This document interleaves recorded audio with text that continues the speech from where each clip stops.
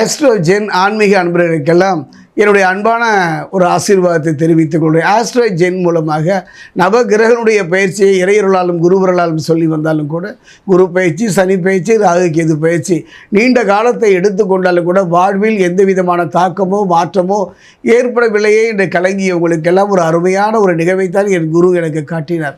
அந்த வகையில் பார்க்கும்போது சுக்கிரனுடைய பயிற்சி, அதாவது லக்னங்களை பொறுத்த வரைக்கும் கேந்திரங்களில் ஆட்சியும் உச்சமும் பெறக்கூடிய ஒரு அற்புதமான சக்திக்கு சொந்தக்காரன் யாருன்னா களத்திரக்காரர்கள் சுக்கிரன். இந்த அற்புதமான நிகழ்வு குருவுக்கு கூட கிடையாது. அந்த வகையில் குருவை விட, அதாவது தேவகுருவை விட அசுர குருவாக இருந்தாலும் அற்புதமான பலனை தரக்கூடியவன். அந்த மற்ற கிரகங்கள் தரக்கூடிய கெடுபலனை குறைத்து நற்பலனை அதிகப்படுத்தி தருவதில் இவனுக்கு இடையேது. எல்லா கிரகங்களும் நமக்கு எதிராக திரும்பினாலும் கூட இவன் ஒருவனை நம்மை காக்கின்ற கவசம். அப்படிப்பட்ட அந்த சுக்கிரனை பொறுத்த வரைக்கும் 26/11/2026 20/12/2025 குறுகிய காலம் ஒரு பயிற்சியாக இருந்தாலும் கூட அவர் துலாமிலிருந்து விருச்சிகத்துக்கு பயிற்சியாக இருந்தார். விருச்சிகம் நோக்கி நுழைகின்றார். விருச்சிகத்தில் பார்த்தீங்கன்னா ஏற்கனவே ஆத்மகாரகன், பிதுர்காரகன் என்று சொல்லக்கூடிய சூரியன், புரிந்து கொள்கின்ற காரகத்தன்மை உடையவர், இரத்தகாரகன், பூமிகாரகன் என்று சொல்லக்கூடிய செவ்வாய், அற்புதமான பலனை தரக்கூடிய புதன், 3 கிரகங்களும் விருச்சிகத்தில் இருக்காங்க. இவர் பார்த்தீங்கன்னா துலாமிலிருந்து விருச்சிகம் போகிறாரு. அப்போ 4ஆவதாக போய்கிட்டார். பொதுவாக பார்த்தீங்கன்னா இந்த ஒரு அற்புதமான நிகழ்வு பல ஆண்டுகளுக்கு ஒரு முறை நடைபெறும். இது எந்த விதமான தாக்கத்தை மீனராசிக்கு ஏற்படுத்தும் என்பதை பார்க்கலாம். அதே நேரத்தில் மற்ற கிரகங்களுடைய நிலையை பார்த்தா சனி பகவான் வக்கரமாகி வக்கர நிவர்த்தி ஆகிவிட்டார். பார்த்தீங்கன்னா ஜென்ம சனியிலிருந்து இப்போ விரய சனியாக மாறிவிட்டார். குரு பகவானை பொறுத்த வரைக்கும் மாத்ரு வித்யா குருவாக இருக்கின்றார். இந்த நிலையை பார்ப்போமா?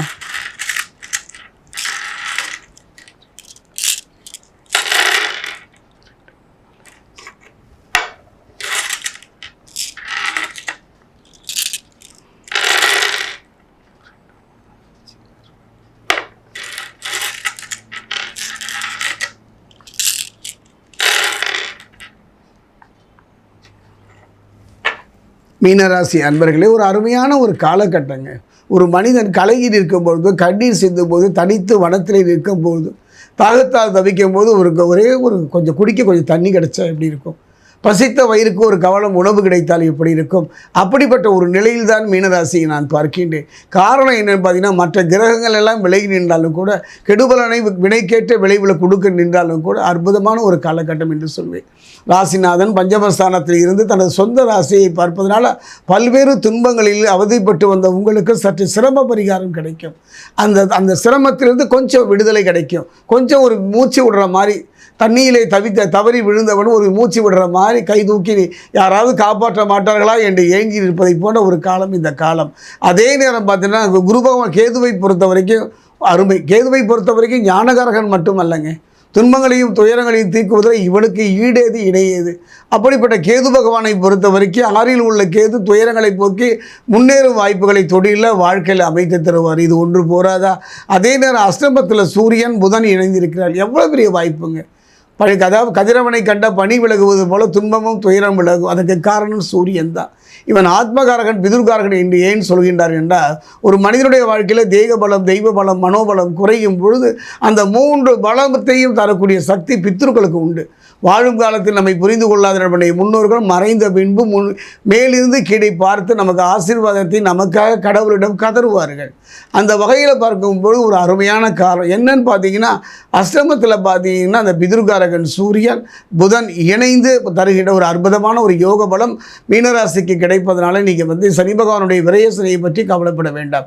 விரய சனியை சுபசனமாக மாற்றுகின்ற ஒரு அற்புதமான காலத்தை அவர்கள் தந்து விடுவார்கள். அதே நேரம் பார்த்தீங்கன்னா ஒரு குறிப்பாக சொல்ல போனேன்னா, எதையும் அளவோடு எதிர்பார்க்கவும், அளவுக்கு மீறி ஒரு செயலில் ஈடுபடுவதோ, அதீத ஆசைப்படுவதோ, தான் உண்டு தன் வேலை உண்டு இல்லாமல் பிற விஷயத்தில் மூக்கல் நுழைப்பதோ, அந்தரங்க விஷயத்தை அறிமுகம் இல்லாத மனிதர்களோடு பங்கிட்டு கொள்வதை இந்த காலகட்டத்தில் வேண்டாங்க.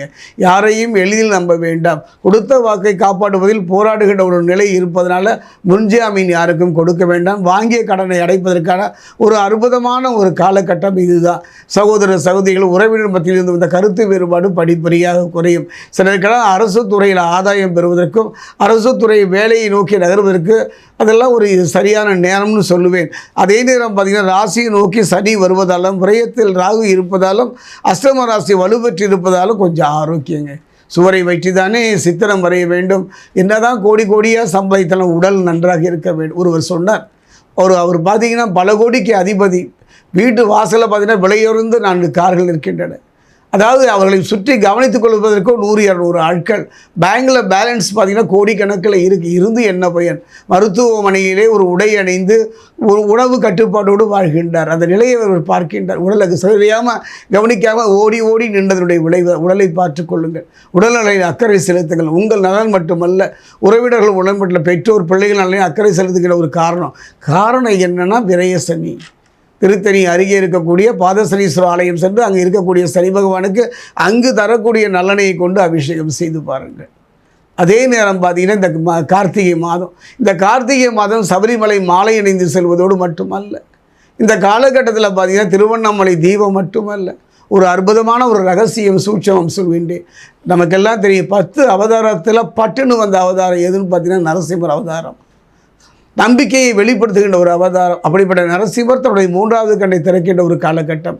அப்படிப்பட்ட ஒரு நம்பிக்கை, அந்த நம்பிக்கை தான் இந்த உலகத்தில் நம் வாழ்வை நகர்த்துகின்றது. முடிந்தால் இந்த காலகட்டத்தில் விரயசனி காலகட்டத்தில் திருத்தணி அருகே சொன்னேன் அந்த பாதசனீஸ்வரர் ஆலயம் சென்று வணங்கி பாருங்கள். இல்லை என்றால் அந்த நரசிம்மர் ஆலயம் சென்று மனமுருக பிரார்த்தனை பண்ணுங்க. கொஞ்சம் பானகம் வைத்து வீட்டில் வழிபாடு செய்யுங்கள் முடியாதவர்கள். இல்லை என்றால் ஒரு தேங்காயை 2ஆக உடைத்து நீரை வெளியேற்றி நெய்யை நிரப்பி தீபம் ஏற்றி தாயாருக்கு வழிபாடு செய்வீர்கள். ஆனால் அற்புதமான உலக அதாவது விரய செலவு சுப செலவாக மாறும். கடந்த காலத்தில் ஏற்பட்ட கசப்புகள் மாறி எதிர்காலத்தில் பயம் இல்லாமல் வாழ்வதற்கு இந்த சுக்கிரனுடைய பயிற்சி மீனராசிக்கு அற்புதமான யோகம் தரும்.